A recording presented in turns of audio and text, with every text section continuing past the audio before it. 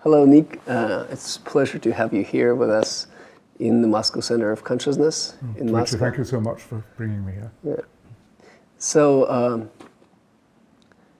the first question is about your coming to philosophy and to science. So why did you decide to become a scientist and not an artist or maybe not a fiction writer? Your writing Are they is different?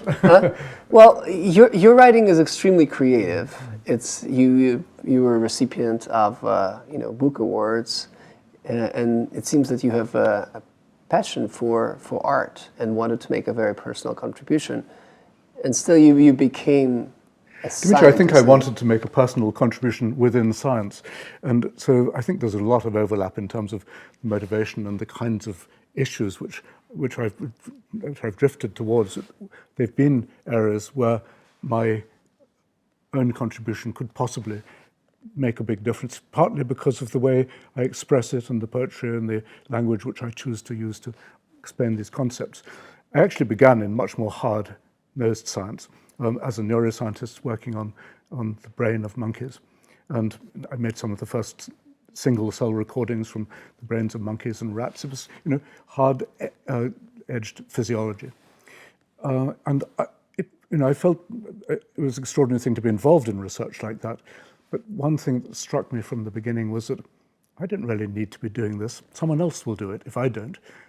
The problems of understanding cells in the monkey's brain and so on are right there in front of us, and the kinds of answers which we get, even if the techniques have to be designed, the answers are going to be ones which any other good scientist would arrive at if they made the same study. And from that, I moved fairly slowly, I suppose, to, in a sense, softer subjects, which involved more of a contribution from myself. I worked on monkey aesthetics at one point. I then went out and did field work in Africa. And as a result of that, and working with Diane Fossey on mountain gorillas, I came back with a completely new sense of what I wanted to do. I wanted to work in an area where my answers would look different from other people's. And so I moved into working on the question of the evolution of, firstly, of the human mind and brain as such, but in particular, the evolution of consciousness.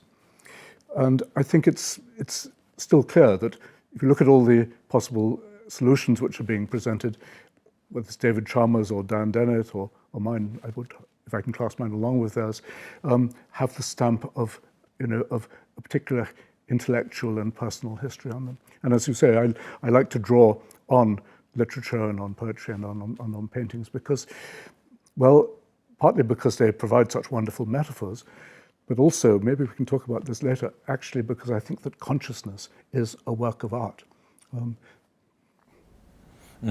But you are also philosopher as well as psychologist. And what is it like to be a philosopher and psychologist at the same time? It's very nice of you to call me a philosopher. I wouldn't dare do so myself. I mean, of course, I am a scientist by training, and I've never done a philosophy course in my life. But I've often made the point in writing about the evolutionary history of consciousness that which I think one of its roles has been to enable us to understand other human beings. And I've used the term natural psychologist, that human beings have evolved to be psychologists by nature. Now, I think in the same way, we've evolved to be philosophers by nature. It's very deep in us. In 1981, you delivered a lecture called 4 Minutes to Midnight, and you spoke about the deliberate blindness towards the arms race, nuclear arms race. How did you come from the study of blindsight and blindness of the monkeys to the issues of, what you call the aboriginal blindness or the deliberate blindness of the population towards the arms race? Well, I mean, the words are the same, and I suppose you might think that it must have been my studies of blindness which led me on to that. I don't think truly that's the case. I think that, since I was young, I'd been involved in issues of international politics and question to do with war and peace because my family brought me up that way. I mean, from the age of 10, we were going on marches, famous Aldermaston marches to the site for nuclear weapons research in Britain. So, these issues remained very important to me, but and became even more important as the world became an ever more dangerous place in the 70s and 80s. And it wasn't just me, of course. In fact, I'd say for a couple of years, my department of animal behavior in Cambridge basically closed down. We all went and decided the most important thing now, apart from our teaching and so on, the thing we have to address is the question of the arms race. Robert Hine, my professor there, for example, was and still is spending a lot of his life on trying to avert nuclear disaster. So I think we saw that as being the central issue of our time. As a young psychologist, you were studying the blind sight, the effect of the capacity of vision after the lesion of the visual cortex. So can you tell us a little bit more about the discovery, the monkey Helen maybe, but also about the importance of that discovery for the studies of consciousness? Which I was very fortunate in a way. I was in the right place at the right time. I was a research student just beginning in Cambridge University, and in the laboratory, my supervisor, Larry Weiskrantz, had some monkeys who'd had, three of them actually, which had had the back of the brain removed in order to look at the effect on vision. It was his research, not mine. What Weiskrantz had effectively established was what many people would have said they already knew, which was if you remove the visual cortex, it's where the eyes project to the back of the brain, the monkey, just like a human being in similar circumstances, becomes completely blind. And so it, in fact, seemed with these monkeys of Weisskrantz's, they would sit just dejectedly, not even bothering to look around. And it was obvious that something really was missing from their lives, no evidence of vision at all. But I had my own reasons for wondering if this should be the case, partly because I'd been doing, as I mentioned earlier, some electrophysiology, and I'd recorded from another part of the visual system, which is called the superior colliculus in the midbrain, and found there cells which are very acutely, finely tuned for visual information, and yet they're not changed when you remove the visual cortex. So possibly those could be a secondary system which could provide sight even when the visual cortex is gone. Well, my professor went to a meeting in Switzerland, and while he was away, I took the opportunity to come and interact with his monkeys, one of them in particular, who was obviously a very special animal, as you'll discover later. So this monkey, she was called Helen. I sat with her and played with her. Tried to get her to engage with me. She was otherwise didn't have any interest in the world, but I played with her. I offered her bits of apple, and then I would tease her and take them away, and so on. Within, I think it's true to say, a few hours, it was clear she wasn't as blind as everybody said she was. And so 2 days later, I'd actually got her reaching out and touching a stick if I held it up and twiddled it. It had a kind of pattern on the end. You can see some of this on the video, which is available online. And so I was very excited. I sent a telegram to Larry Weiskrantz. That's what we did back in the 1960s, no email. He came back from Basel, apparently rather cross. I said, Larry, look, you must see. I told you about it. Come and look and see what's going on with Helen. And he said, well, no time today. I mean, maybe tomorrow we can do that. I said, come on, Larry, we'll get a paper into Nature. This is very, very surprising. He came and he looked again, and of course he had to recognize that this monkey was not blind in the way which people had imagined she had to be. And so, in fact, we did rush a paper into Nature a month later. But the main consequence for my own involvement was that Larry decided not to kill this animal. And normally, in these experiments, after you've done your tests, you then kill the animal, you sacrifice it, is the usual word, and then you investigate the brain and so on, see what's missing, what exactly was the lesion. Well, Weisskranz said, no, okay, it's over to you now. see where you can go with this. And so, in fact, I was able to take this monkey with me when I moved to Oxford, and then I moved back to Cambridge. And over 7 years, I worked with her very closely in a kind of intimacy, which is almost, it's hard to explain really. She wasn't a pet animal ever, but we got to know each other, I should say, quite well. And because of that, she allowed me to work with her in ways I think which were almost unknown in that kind of situation, human-monkey experiments. And as I say, she went to Oxford with me, she came back to Cambridge, and all the time her vision seemed to be improving. When I was back in the animal behavior laboratory in Cambridge, this was not a psychology department, this was a department mostly for doing research on animal behavior in the wild. And there I met a young French woman, Mireille Bertrand, who she was interested to know about this work I was doing with Helen. And then she saw that all the testing I was doing had Helen sitting in a cage, reaching out to touch things or to choose things and so on. She said, look, this is crazy. This is a wild animal. Let's give her some freedom. I mean, she should be a wild animal. And I said, what are you talking about? She couldn't manage outside the cage. And anyway, she would be scared out of her life once she had got out of the cage by accident, and she rushed around the room, clutching at things, bumping into them and so on. Marie said, okay, you say she can't manage outside the cage, leave it to me. And I watched through the window into the animal room. Marie opened the cage. Helen kind of fell out of it, panicked, grabbed at Marie, tried to scratch her. Marie pinned her arms back. She knelt on her. She slapped her face. She bit her. 20 minutes later, Helen had become a pet. She was completely changed by that experience. I think people say the same thing about training horses sometimes. You have to break them in. Anyhow, whatever was happening, we now had a new Helen to deal with, and it allowed me then to leave the laboratory. I put a lead on her. I would walk her through the village outside Cambridge. You're not allowed to do that anymore, I should say, because of health and safety regulations. But anyway, through that, it gave her, of course, much more opportunity to discover what she was capable of. And before long, she was climbing trees, and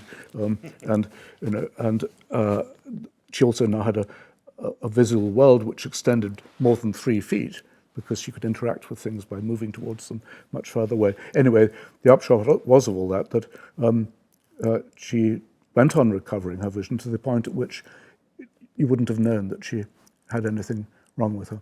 Dan Dennett and I once showed a film of this monkey Helen to a seminar in Columbia University in philosophy, and we introduced it by saying, look, we're going to show you some film now. I won't say why we're showing it to you. And then showed the film of Helen, and then asked the students, faculty, why have we shown you this film? I mean, is there anything special about that monkey? No, an ordinary monkey, isn't she? And then we said, there's every reason to think that in some way her vision is nothing like ours, because she has no visual cortex. She's not blind, as you see, but there's something strange about it. Anyhow, as I say, I got to know this animal very well, and so I spent a great deal of time trying to work out, to use that phrase, what it's like to be her. What's going on in her head when she sees. And it was clear that it wasn't a case of normal vision in the phenomenal sense anyway. I found it hard to put my finger on what it was, but it seemed that she didn't have any confidence in her own ability to see. She didn't understand that she could see. If she became frightened, for example, even at the very end, she would suddenly become blind again. She'd crash around and knock into things. So it was as if she could see, but she still didn't appreciate what basis there could be for her seeing. I wrote a paper then called Seeing and Nothingness, in which I suggested that actually, if we want to take this further, we're going to have to find new ways of talking about vision, because there will be ways in which you can maybe use visual information, but there won't be ways in which we would understand them as being accompanied by the sensations of seeing. That's why, as Dimitri asked the question, why has this become such an important issue for philosophy? Because it drives a wedge between phenomenal experience and behavioral capacities. In respect to qualia, we were talking about the phenomenal consciousness. In respect to qualia, philosophers usually fall into two categories. It's either realists or illusionists. There are philosophers that think that qualia are real and require an explanation. And some other philosophers think that qualia is logically inconsistent and don't exist. So, and there's only a false belief about the special subjective phenomenal qualities. So you seem to belong to the second camp. But in your recent paper, you suggest that the notion of the notion of illusion can be replaced with a better concept, which is art, as you mentioned. Is this just a terminological proposal, or is there substantial, important difference? Well, it is, in a way, it's only a matter of words. Sorry. In a way, it's just a matter of words of reframing the solution which we're talking about. But I think it could be a very important political step in the discipline of our subject, because I think people quite rightly get upset with the idea that consciousness, phenomenal consciousness, is an illusion. It seems to disparage it. It's as if in that case, oh, okay, it can't be of any value to us really, and we ought to learn not to have this illusion. I mean, Paul Churchland, for example, is always arguing, okay, we're continually letting our folk psychological concepts get in the way of the reality, and if qualia are an illusion, that's again something we should eliminate from the science of consciousness. I don't think that's true at all. I mean, Dmitry, you just said qualia don't exist. That's perhaps not quite the right way to put it. Qualia, of course they exist. We're all living in the presence of these qualia, but they don't refer to anything in the outside world, anything physically exists in the outside world. Nothing material could have the qualities of qualia, which we attribute to them. So there must be, in a sense, inventions on our own part. We're responding to something going on in our heads, in our brains, to which we then attribute these remarkable, miraculous, phenomenal qualities. So first thing I've argued just recently in that Scientific American paper is let's at least make this gesture to reach out to the realists and the people who hate to hear consciousness described as an illusion, and offer them the alternative way of putting it. Okay, yes, maybe consciousness is an illusion, it's an invention, but it's a work of art, and we are the artists. Just like, Picasso, his canvases are illusory. He's presenting the world not as it really is, but as it might be in some kind of way in which, of course, not only isn't real, but couldn't be real. But his role is to, of course, is to present it that way in order to transform the way we ourselves see who we are and what the world outside is. But I think that we were the first artists here, long before the Cubists or any others started trying to present the world in strange ways in order to tell us about the truth about ourselves. I think that nature has designed us to be artists of consciousness and at the same time connoisseurs of consciousness.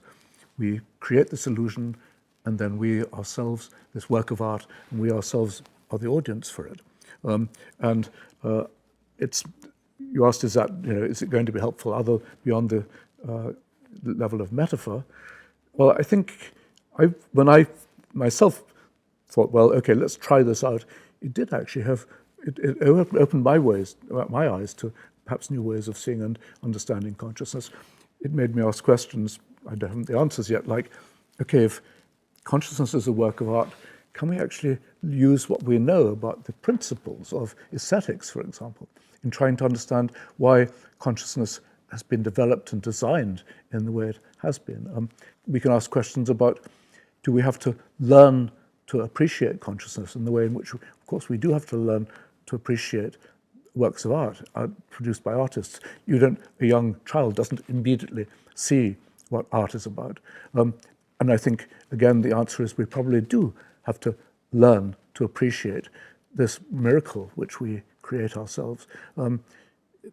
That's not to say It's not present for a young child, for example. I think it probably is. But the questions which we begin to ask about it are ones we have to learn by self-examination, and also, of course, by learning from the kind of, the ways in which people throughout our community talk about the wonders of consciousness. So I said earlier that, okay, youngish children will ask questions about qualia inversion and so on, but I think it's not until we've become earlier and more sophisticated in the questions we ask that we begin to see how what we're delivering at that level of consciousness is this wonderful show which we put on, actually can make us ask even bigger and deeper questions about our relationship to the world, our relationship to ourselves, our relationship to other people. I mean, how come that I see you and Dmitry immediately, of course, as people are equally the hosts to this amazing performance. You are equally artists producing this stuff for your own appreciation and enjoyment, and that matters to you in the way it matters to me. Beautiful. Just for specification, when you say that consciousness is an illusion, what exactly do you mean by illusion? Exactly. Well, yes, exactly. What I mean is that we are attributing qualities to our experience which, in a sense, could not be what we think they are. Now, I've given an analogy. I use it rather often in my writings. You know this so-called Penrose triangle, the impossible triangle, okay? Which we now know because Richard Gregory showed how to do it. You can actually make a real impossible triangle out of wood, it's designed so that if you look at it just from one particular point of view, you can't but see it as an impossible triangle existing out there in space, ready for you to touch. Well, nothing in the physical world could have the properties of an impossible triangle. It contravenes the laws of perspective and three-dimensional representation. So when I say that consciousness is an illusion, I mean it in that kind of sense. Okay, we are representing something as being what it could not be. It's different from what it is not, which is, of course, an illusion as well. I mean, if you put a stick into water and it seems to bend, of course, there could be such a thing as a bent stick. It just is wrong in that case.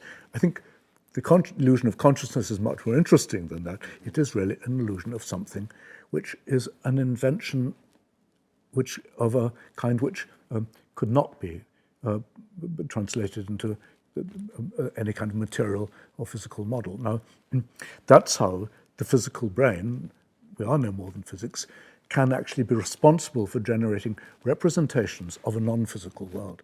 And my answer, I never want to say that qualia don't exist. I mean, we use that shorthand, Dmitry, sometimes, but the qualia do exist and they're centrally important to our lives. But they are, to use another analogy, they can be important to us in the way in which, let's say, the idea of God can be important to us. Gods don't exist, but gods influence our lives in dramatic ways. Illusions can be very powerful. And so in my more recent work, I've been trying to show exactly why the illusion as we experience it could have there's major consequences for the way we lead our lives.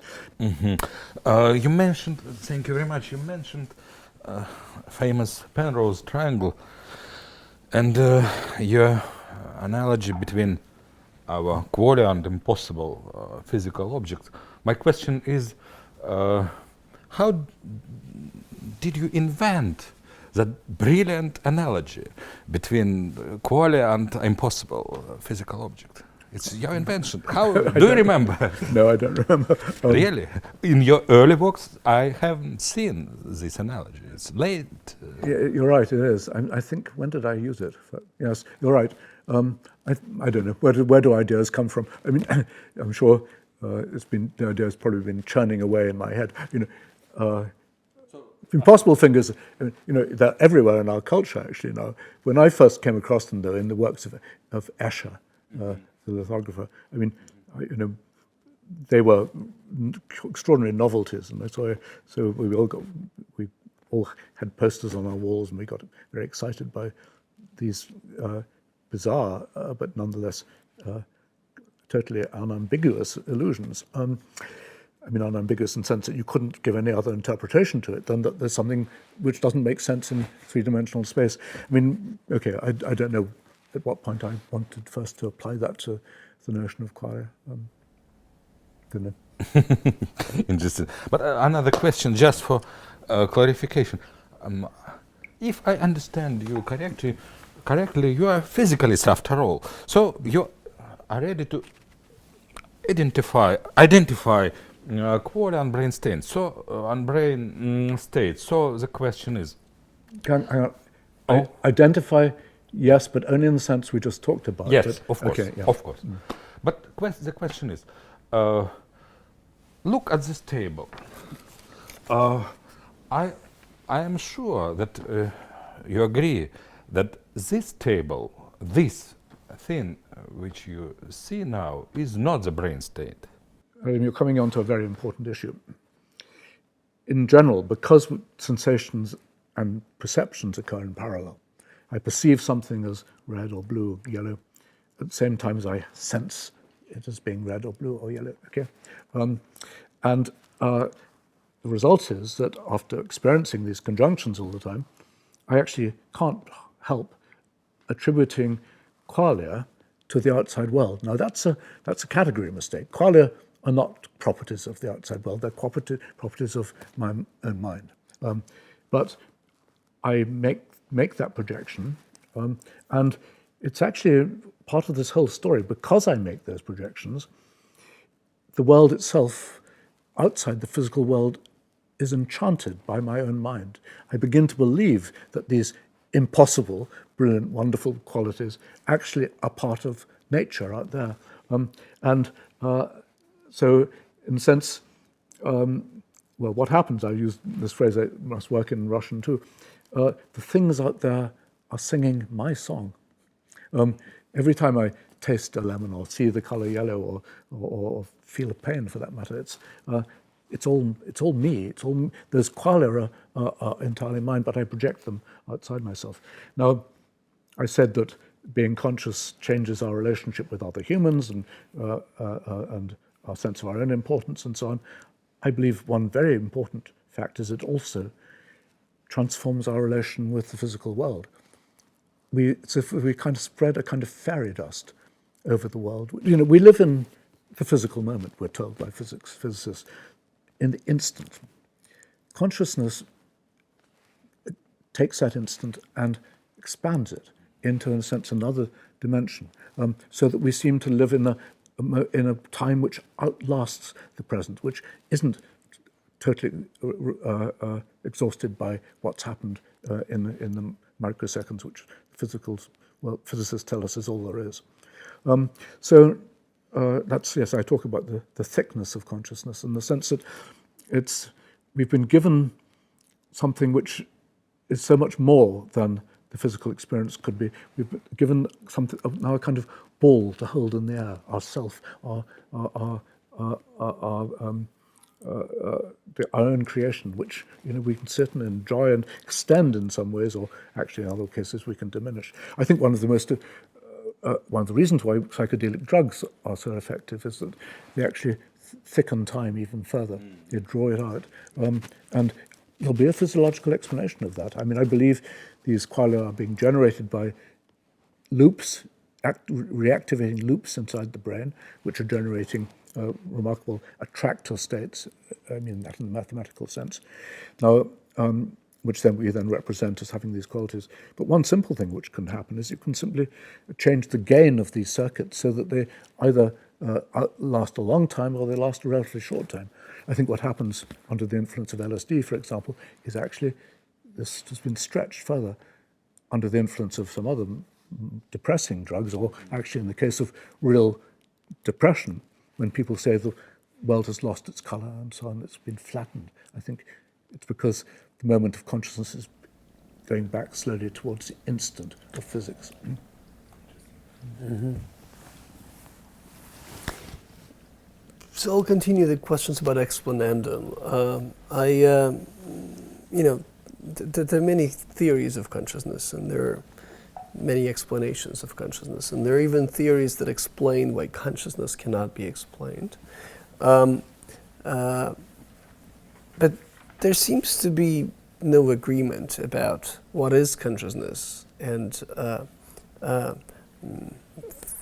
Chalmers famously identified the heart problem, and Dennett famously denied the heart problem. So, in your opinion, what is the explanandum? What needs to be explained? Well, I think several things need to be explained. I think consciousness certainly is a kind of mixed category, even a mongrel category, Ned Block would say.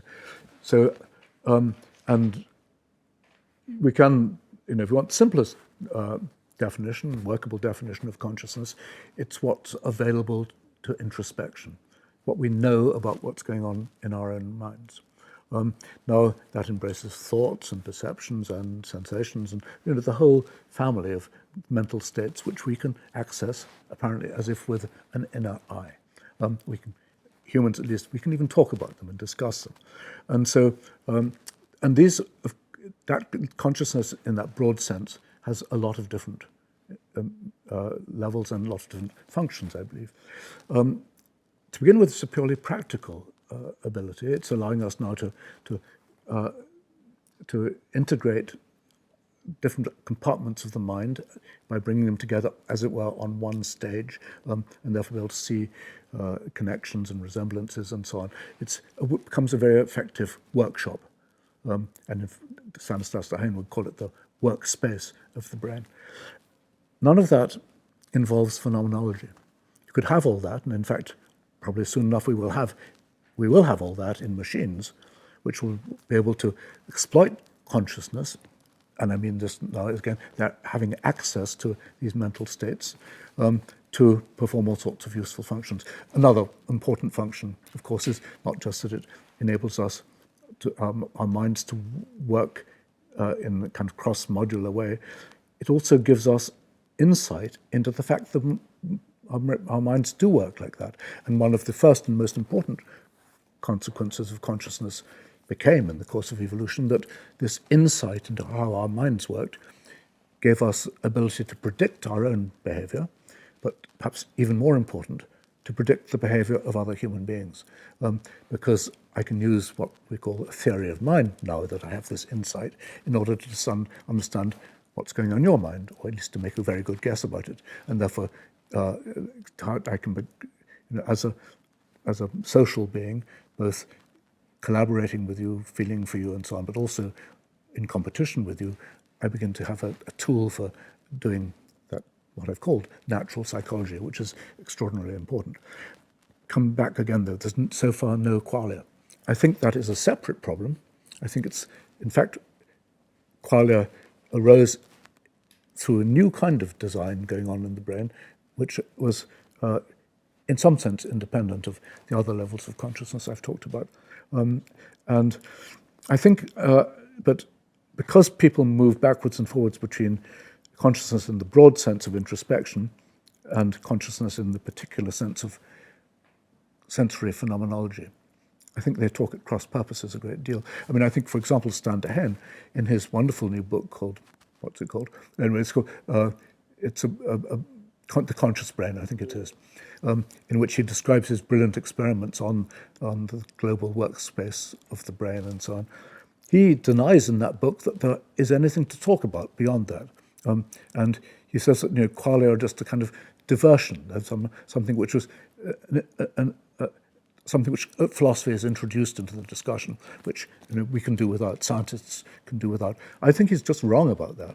But he's right about everything else he's writing about, but he's just not addressed that problem. On the other side, many contemporary philosophers think the hard problem is the only important problem. And in fact, if we don't address the hard problem, we're not talking about consciousness. And I think Dave Chalmers these days, well, actually he talks about the easy problems and the hard ones, but he certainly thinks the hard one is the big goal for philosophy to get its mind around, and he, I think, thinks that science will never solve that problem. So, Dimitri, back to what's the explanandum? several explanandums. We mustn't confuse them, or we'll start. We'll think we're answering one question, when actually we're answering another one.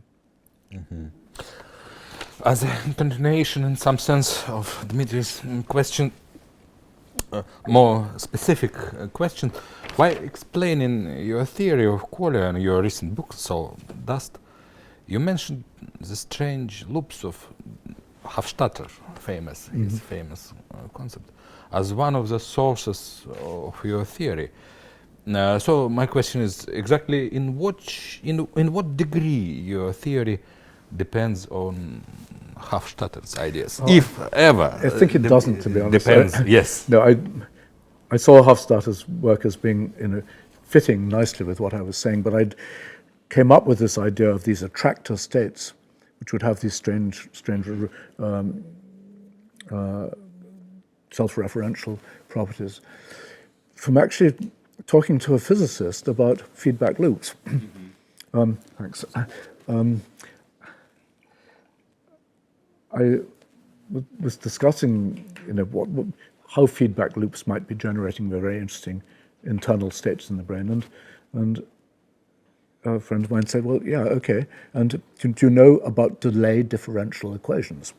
No, of course I didn't know about delay differential equations, but delay differential equations are a mathematician's way of characterizing what happens in a feedback loop, which when the gain of the circuit depends on the activity the previous time around.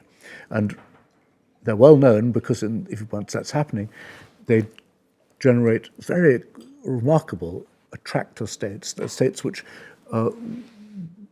develop and then become stable states of activity, which can remain intact for really quite a long time before perhaps they get disturbed and fade away.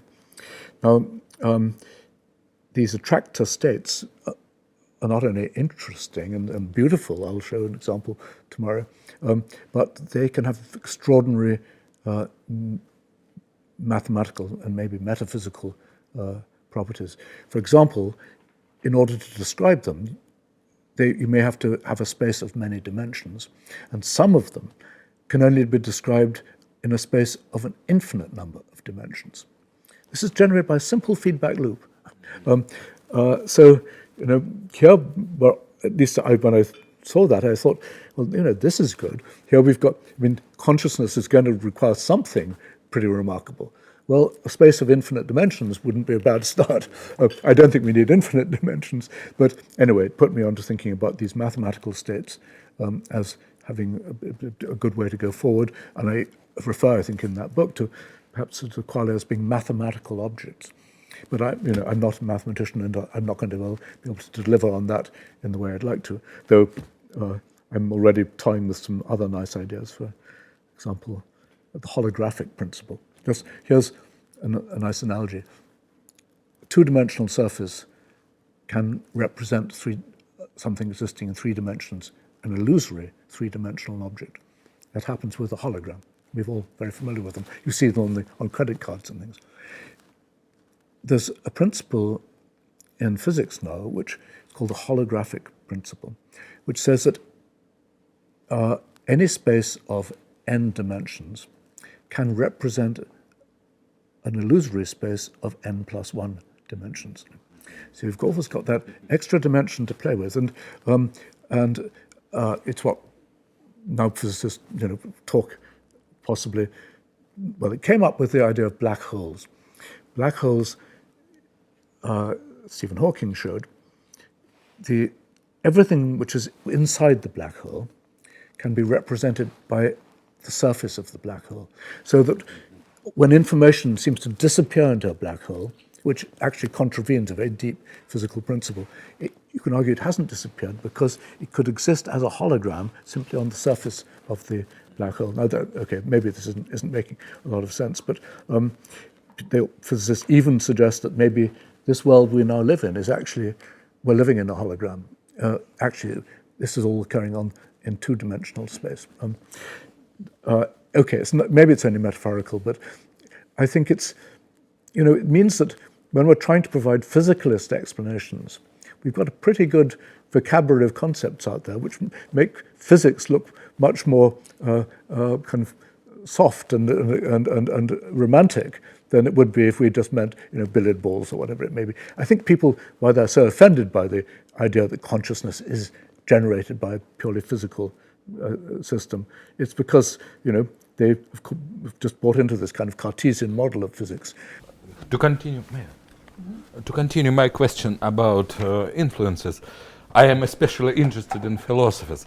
Are there any philosophers at all who made an impact on your views?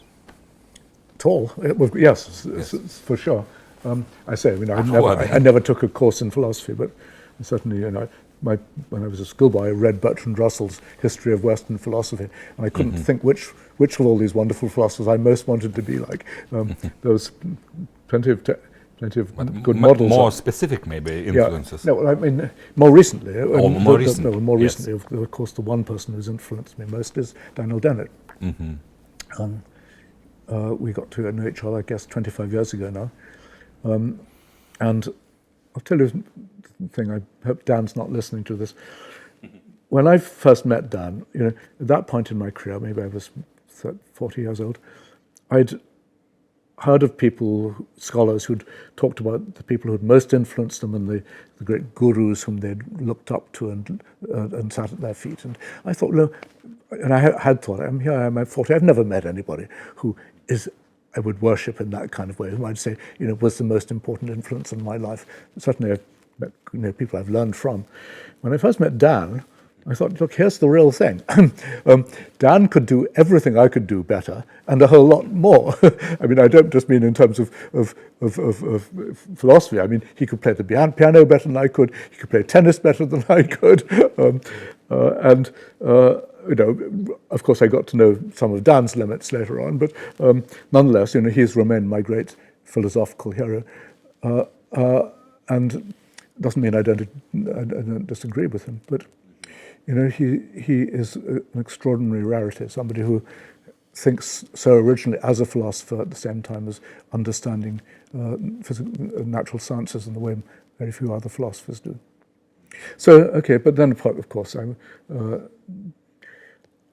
say which philosophers have influenced me. I'm not sure I'm going to distinguish philosophers from scientists and artists and all the other creative minds which have gone before all of us. I think it's interesting, of course, that philosophy is being kind of not diluted, but much more dispersed nowadays. So there aren't the great heroes of the past. We don't have a Wittgenstein anymore, let alone an Immanuel Kant. We have a whole lot of people who are contributing to the wider picture, but not in those world-changing ways. So I think, in some sense, for students these days, it's disappointing that there's no one who they can say that, I'm going to be a Kantian or a Wittgensteinian or whatever it is. To be a Dennettian doesn't really kind of, that would be an odd thing to say, let alone a Humphrey. So I think, just as in every other area of scholarship, it's become more democratized in the sense, it's also the way scholarship works. It's partly due to Dmitri and others who bring these big figures in and set their ideas against each other and, in a sense, cut them down to size. But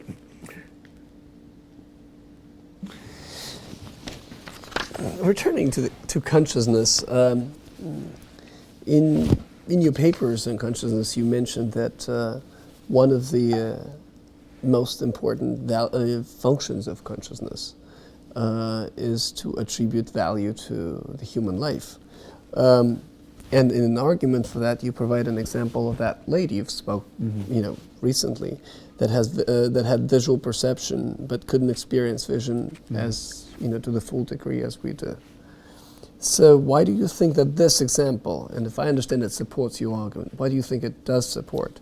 So the evolution, in my understanding, could have designed primates so they would have vision exactly like the patient you've mentioned, except that they would value it a lot, like normal. Well, it could have done, and maybe it did, and the way it did it was providing this additional fact of consciousness experience. I'm not saying that we couldn't have come to have some of the values we do in a different way.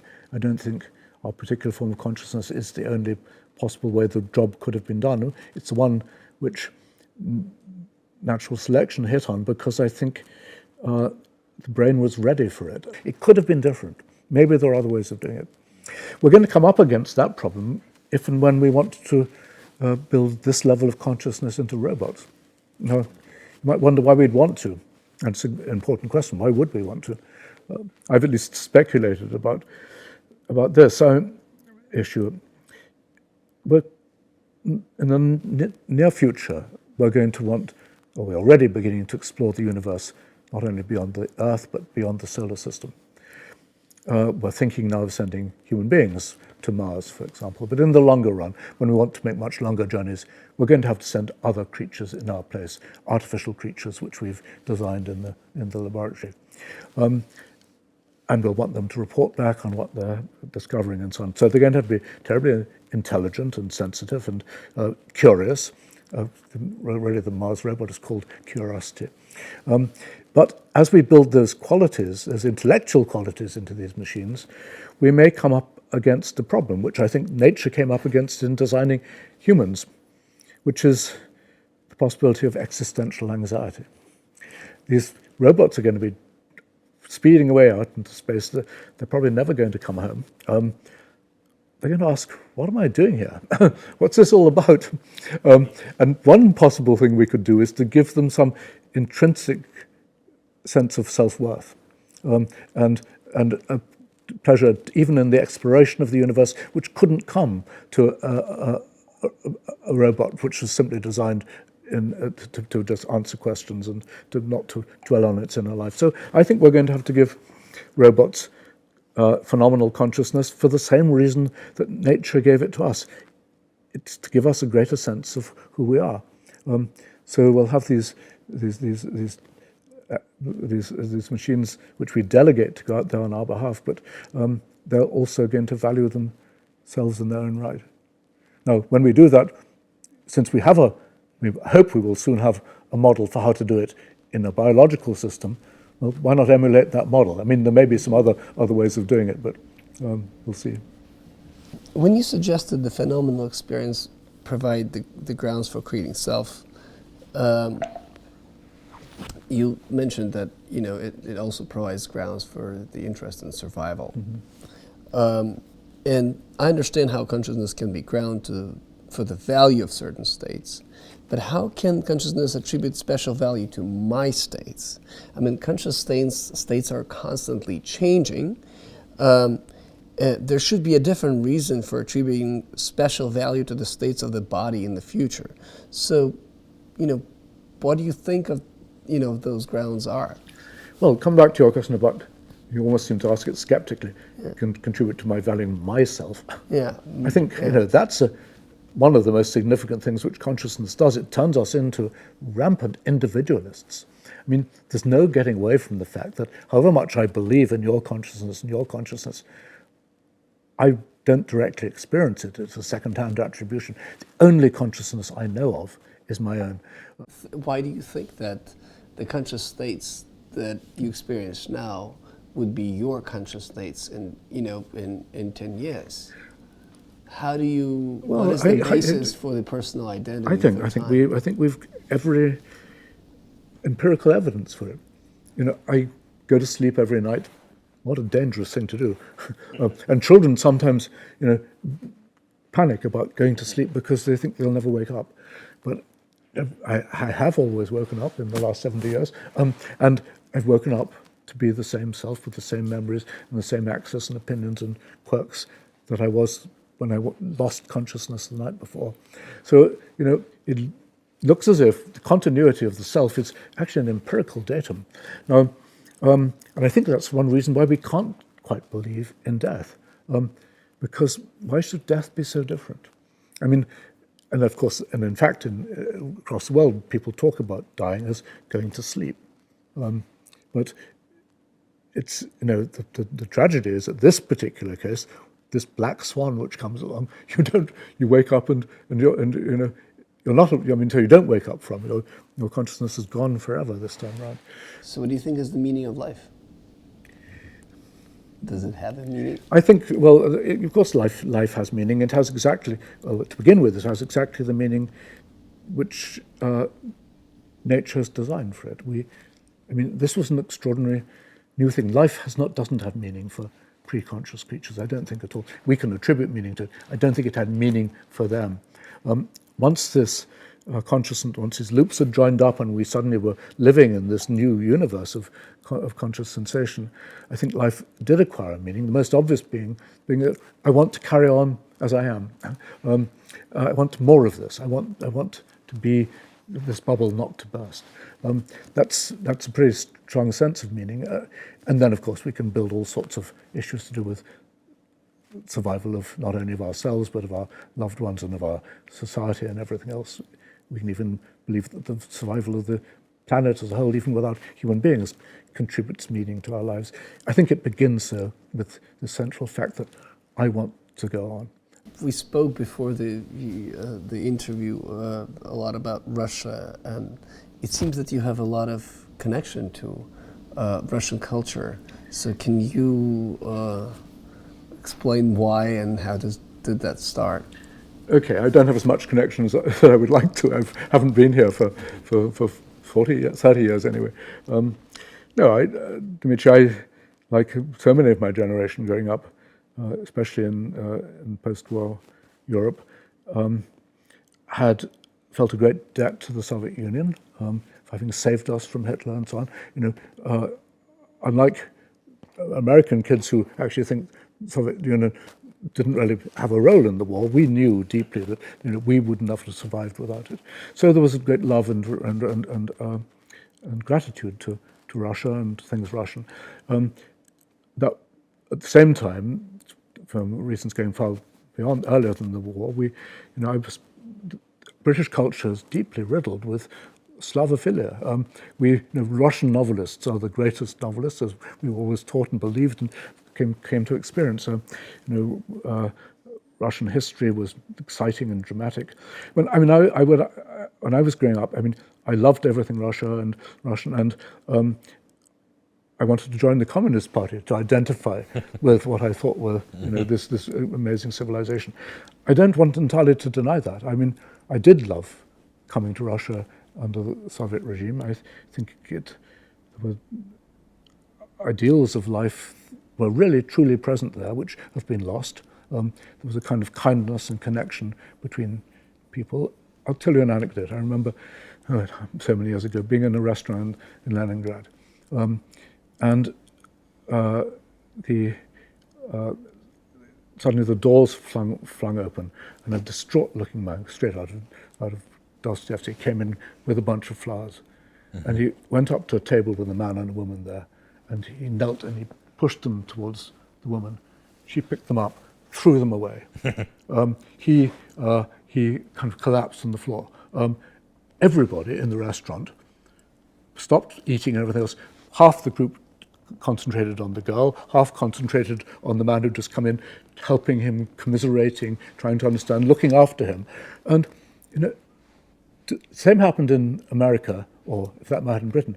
Everybody would leave at the first possible, to get out of the way at the first possibility. They'd be so embarrassed by this demonstration of emotion which was going on. And in America, probably, some thought that they might be sued if they did anything about it. So that's, perhaps I like to believe that kind of event would still occur here in Moscow, but I think it's slightly less likely. I think that kind of sense of comradeship doesn't exist anymore. Oh, and our last question. Could you tell us something about your current project, scientific project, or maybe philosophical projects? Well, they're the same project I've been on for the last 40 years, I guess. I'm trying to get closer to an answer to the nature of phenomenal experience. I've got some ideas, which I'll talk a bit about tomorrow, which I haven't published. I'm not writing another book. Not at the moment. I've now written 5-6 books on consciousness, which is too many. But every time, of course, I thought, well, this can be the last one because the problem will be solved. And then, for reasons I don't really understand, the world didn't respond like that, saying, okay, problem solved, now we can all go home. And so then, of course, I realized that I've got to do the job again and do it better. my ambition, I guess for a very long time, has been to get an answer to these problems before I die. Thank you. Thank you very much. Thank you. Pleasure.